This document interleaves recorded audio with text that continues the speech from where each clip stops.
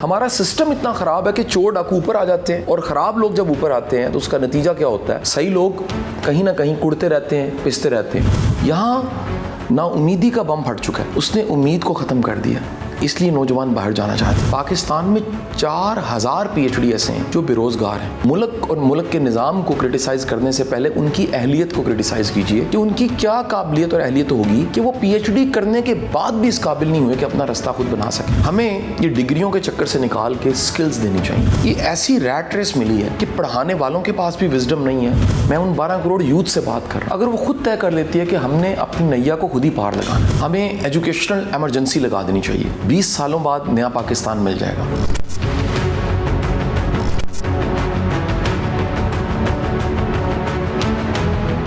देखिए, गुजारिश ये है कि पाकिस्तान का शायद जो बड़ा मसला वो बेरोज़गारी, बिजली, गैस, पॉलिटिकल क्राइसिस नहीं है।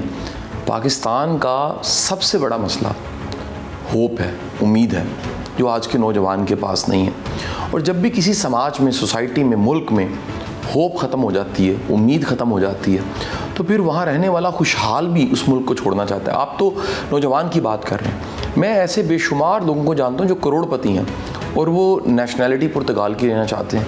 वजह ये है, उनको इस मुल्क में सब कुछ मुयस्सर है, उम्मीद उन्हें नहीं मिलती। जब उम्मीद नहीं मिलती और नहीं नज़र आती तो वो फैसला करते हैं कि हमें चले जाना चाहिए। दुनिया में तजुर्बा करके देखा गया, बल्कि ऐसे तजुर्बे हुए कि जहाँ पर बहुत ज़्यादा ब्लास्ट हुए, बम धमाके, उन इलाकों से जुगनू ख़त्म हो गए। जुगनू मरे नहीं। बारूद की खुशबू, बदबू एक ऐसी बदबू है कि वहाँ फिर परिंदे, जुगनू नहीं रहते। ये नौजवान जो 12 करोड़ हैं, ये हमारे जुगनू हैं। और यहाँ पर जो दहशतगर्दी है वो वाली नहीं रही जो 17 साल पहले थी।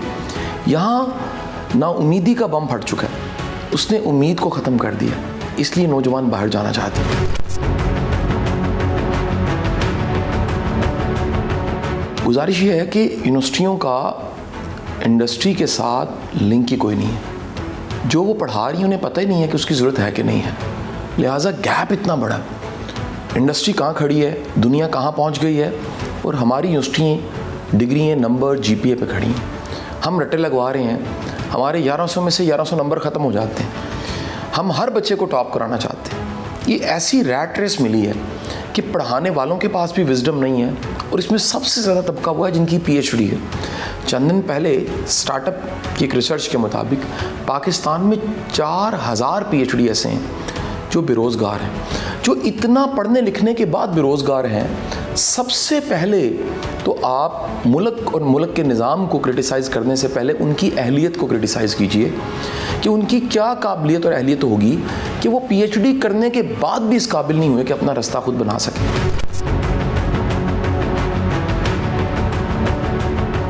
अच्छा देखिए, ये बड़ी एक अलार्मिंग सिचुएशन है, क्योंकि हमारे पास जहाँ एटम बम है जिस पे हम फ़ख्र करते हैं, हमारे पास जहाँ कोई 7 लाख मुरब्बा मील का शायद मुल्क है, दरिया है, समुंदर है, साहली पट्टी है, ज़रई ज़मीन है, नहरी निज़ाम है, डैम्स हैं, उन सब पोटेंशियल से बड़ा पोटेंशियल यूथ है, और इनकी तादाद है 12 करोड़। ये 12 करोड़ यूथ अगर खुद तय कर लेती है, मैं उन 12 करोड़ यूथ से बात कर रहा हूँ, अगर वो खुद तय कर लेती है कि हमने अपनी नैया को खुद ही पार लगाना है, ज़िम्मेदारी कबूल करनी है, निज़ाम पता नहीं कब बदले, हम उसके इंतज़ार में रहें, मसीहा आएगा, हाथ पकड़ेगा और मंझदार से निकालेगा, उससे बदरजा बेहतर है कि हम खुद कदम उठाएं और अपने आप को काबिल बना लें।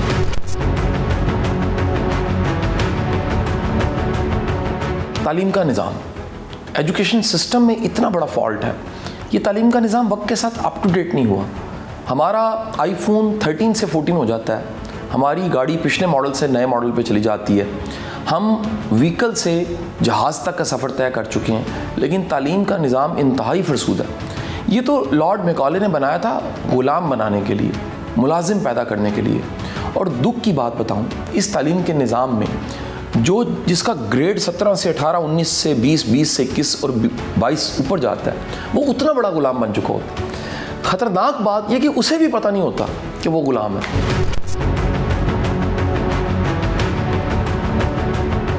हमें एजुकेशनल एमरजेंसी लगा देनी चाहिए। 20 सालों बाद नया पाकिस्तान मिल जाएगा।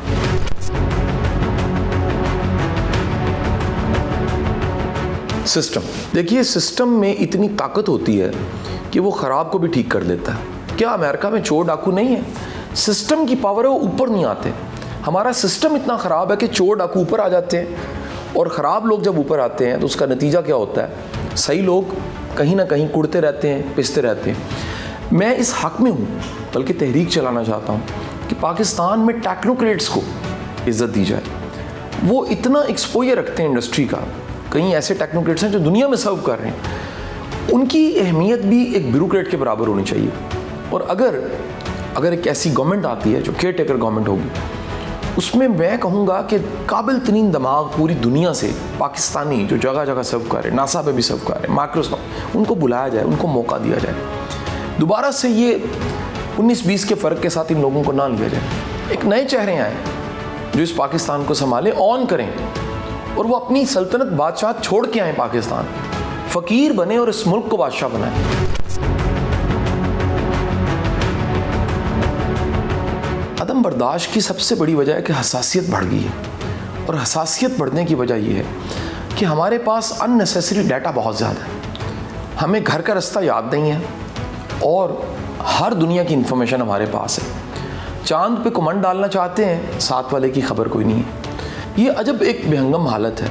एक तरफ हसासियत बढ़ गई है, और उसके साथ साथ बेहिसी भी बढ़ गई। यानी अपने लिए हसासियत है और बेहिसी दूसरों के लिए।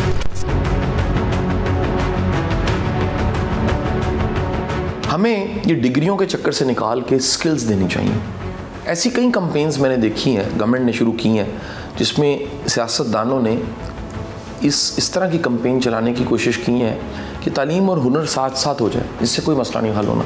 सेमिनार बहुत अच्छे होंगे, लेक्चर बहुत अच्छे होंगे। मूवमेंट तहरीक तब बनती है जब इदारों के वाइस चांसलर्स यानी लीडर वो जानते हों कि असल मसले कहाँ पर हैं। इदारे का लीडर, उसमें पावर होती है। लीडरशिप इदारे के कोने कोने में नज़र आती है, एक एक शख्स के रवैये में नज़र आती है, वो चाय खाना पीना हर चीज़ में नज़र आती है।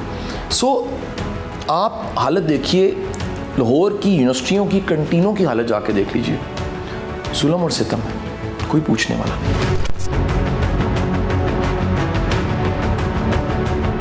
लीडर की सबसे बड़ी निशानी ये है कि वो खुद पीएम और सीएम नहीं बनता, बल्कि वो लोग तैयार करता है और उन लोगों को पीएम और सीएम की सीट पे बिठा देता है और खुद पीछे हट जाता है।